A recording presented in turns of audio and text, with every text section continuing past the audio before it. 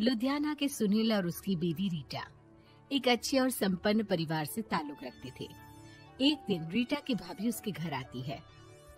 रीटा, तुझे तो पता है तेरा भाई कुछ नहीं करता, ऊपर से 2 बच्चों की जिम्मेदारी, बेटी भी बड़ी हो गई है। तू तो बुआ है, कुछ मदद कर सकती है तो कर देना। कहाँ पैसे हैं भाभी, बस समझ लो किसी तरह हम लोग भी दिन काट रहे हैं। 2 ही तो कार है और मेरी बेटी भी बड़ी हो रही है। अब उसके लिए कार लेनी है तो 10 लाख का खर्चा तो लग ही जाएगा। तभी वहाँ सुनील आ जाता है। अरे शशि, क्या है, तू हमेशा पैसों के लिए परेशान क्यों रहती है? वैसे क्या जरूरत थी बेटी की शादी इतने बड़े घर में तय करने की? अरे पैसे नहीं थे तो ऐसे ही कर देती कहीं शादी। इतने बड़े होटल में क्यों कर रही है शादी? लेकिन यहाँ तो मामला शादी का है, डेट तय है। दरअसल तेरे भतीजे के पीएफ के पैसे आने हैं, पर उसमें देर हो रही है। जैसे ही पैसे आ जाएंगे मैं तेरे अकाउंट में डलवा दूंगी। ठीक है, हम लोग सोचकर बताएंगे। तभी वहाँ भतीजा आ जाता है। फूफा जी, आप लोग ही मदद कर सकते हैं, वरना तो कैसे काम होगा समझ में ही नहीं आ रहा। मैं वादा करता हूँ जैसे ही पैसे आ जाएंगे मैं आप लोगों को वापस कर दूंगा। हाँ भाई ठीक है। अब देख भाई, हमारे लड़के तो सारा दिन घर पर पड़े रहते हैं, ना कमाते हैं ना कुछ कमाने की इच्छा रखते हैं। लेकिन चल ये ले, कितने पैसे चाहिए? जी 4 लाख रुपए। ठीक है, लेकिन पैसे ध्यान से वक्त पर वापस लौटा देना। सुनील मुसीबत के वक्त बीवी के भतीजे की मदद तो कर देता है, लेकिन उन लोगों के जाने के बाद देख ले रीटा, तेरे मायके वालों ने मांगा तो दे दिया, वरना इन लोगों का मुझे कोई भरोसा नहीं है। अरे क्यों भरोसा नहीं है? इससे पहले तो कभी इन लोगों ने आपसे मदद भी नहीं ली। हाँ ली तो नहीं, लेकिन पैसे की किल्लत ही रहती है ना इन लोगों के पास। अरे ठीक है ना, नहीं लौटा पाए तो भतीजे के ससुराल से निकाल देंगे। सुना है बड़े घर में शादी हो रही है।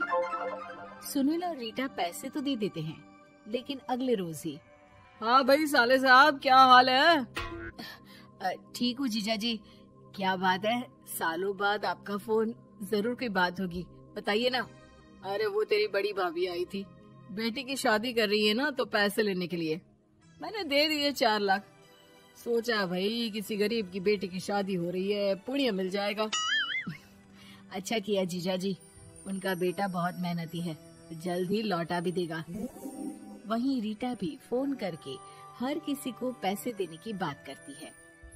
रीटा की भाभी शशि के पास उसके भाई का फोन आता है।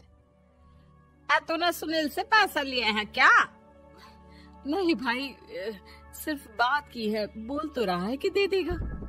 वो लोग मदद करने वालों में से नहीं है, और मदद कर भी दे लेकिन समाज में गा गा कर हालत बुरी कर देते हैं। अब गाने दीजिए ना भाई, मैं क्या कर सकती हूँ, मेरे पास कोई ऑप्शन भी तो नहीं है। बेटी की अगले हफ्ते शादी जो है। शशि की बेटी की शादी हो जाती है, लेकिन शादी के 1 महीने बाद ही सुनील का फोन भतीजे के पास आता है। हाँ भाई, शादी तो हो गई हम लोगों की दुआ से। अब देख, ऐसा ही फायदा होता है पैसे वाले रिश्तेदार हो तो।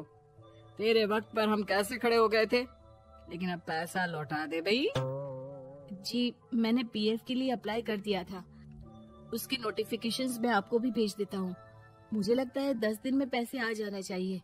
जैसे ही पैसा आएगा मैं आपके अकाउंट में डाल दूंगा। और ना जी ना, कोई नोटिफिकेशन नहीं चाहिए, पैसा चाहिए, पैसा। ठीक है अंकल, बस 10 दिन का समय दे दीजिए। अभी हफ्ता भी पूरा नहीं होता कि भतीजे के पास उसके गांव के दूर के चाचा का फोन आता है। अरे बेटा क्या बात है, सुनील के कोई पैसे ले रखे हैं तो दे क्यों नहीं देता? हाँ चाचा जी, बात तो हुई थी, 10 दिन का वक्त मांगा है, उम्मीद है हो ही जाएगा। अरे फोन कर रहा है, रोज बता रहा था कि बेटी की शादी में मदद की थी। अब क्या है ना, भले ही शादी 10 दिन रोक देते, लेकिन सुनील से मदद नहीं लेनी चाहिए थी। याद है ना, मधु की मदद करके कितना बदनाम कर दिया था उसने पूरे घर को सोसाइटी में। हाँ चाचा जी, मैं भी यही सोच रहा था कि उन लोगों से मदद नहीं लेनी चाहिए थी। कई लोगों के फोन आ चुके हैं। वही रीटा अपनी भाभी को फोन कर देती है। क्या है भाभी, कब पैसे लौटाओगी? पता है ना ये कितना बोल रहे थे, तुम्हारे बोलने पर मैंने पैसे दिए हैं। भाभी अब तो आपके बेटे की कार बेच दो और हम लोगों के पैसे दे दो।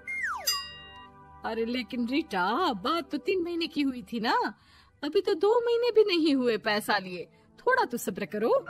नहीं नहीं भाभी, वैसे मेरा बेटा टिक्कू आ रहा है आप लोगों के घर रहने के लिए, उसको अच्छे से खिलाना पिलाना, समझी?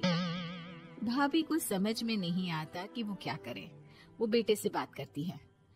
अरे माँ, इन लोगों से मदद लेकर सच में बहुत बड़ी गलती कर दी। मुझे खुद समझ में नहीं आता कि कैसे इन लोगों के पैसे जल्द से जल्द दे दूं। तभी डोरबेल बजती है और रीटा का बेटा टिक्कू घर में आता है। आओ बेटा, मामी के घर पहली बार आए हो रहने? आप पापा बोल रहे थे कि आप लोग पैसे का ब्याज तो दे नहीं पाओगे, तो तब तक मैं यहीं रह लूं। और हाँ, मैं एसी के बिना नहीं सो पाता। आप लोग अपना देख लेना और पैसे जल्दी लौटा देना, क्योंकि मैं थोड़ा जल्दी जाना चाहता हूँ। रीटा का फोन शशि के पास आता है। भाभी, पैसे कब तक दोगे? बेटे की विदाई के बाद शशि के घर का माहौल बिल्कुल बदल जाता है। वो हर वक्त बेटे से उसके पीएफ के पैसे पूछती, और पीएफ यानी कि सरकारी काम। आजकल में पूरा 1 महीना और बीत जाता है। भाभी, मैं और ये अमेरिका जा रहे हैं, घूमने के लिए पैसों की बहुत जरूरत है। रीटा, मैं पूरी कोशिश कर रही हूँ कि जल्द से जल्द पैसे का इंतजाम कर दूं, लेकिन पक्का नहीं बोल सकती। तभी सुनील का फोन भतीजे के पास आता है। देख माना 3 महीने की बात हुई थी पैसे लौटाने के लिए, लेकिन अभी मुझे पैसों की काफी जरूरत है। मैं अमेरिका जा रहा हूँ, तो पैसे मैंने किसी से ब्याज में पकड़ लिए हैं। तू हर महीने 4 लाख का 20,000 ब्याज डाल देना मेरे अकाउंट में। सुनील फोन रख देता है, लेकिन भतीजा काफी परेशान हो जाता है। वो ऑफिस से शाम को घर आता है कि माँ पूछती है, क्या हुआ बेटा? बेटा माँ को सारी बात बता देता है। माँ भगवान के सामने हाथ जोड़कर खड़ी हो जाती है और रोने लगती है कि तभी बेटे का मोबाइल पर मैसेज बजता है। माँ, पीएफ के पैसे आ गए। और वो ऑनलाइन ही सुनील के पैसे वापस कर देता है। भला हो भगवान का। लेकिन आज एक बात तो समझ में आ गई, मदद हमेशा उन लोगों से लो जो मदद के बदले आपसे मदद में दी गई रकम ही वापस लें, ना कि समाज में आपकी इज्जत।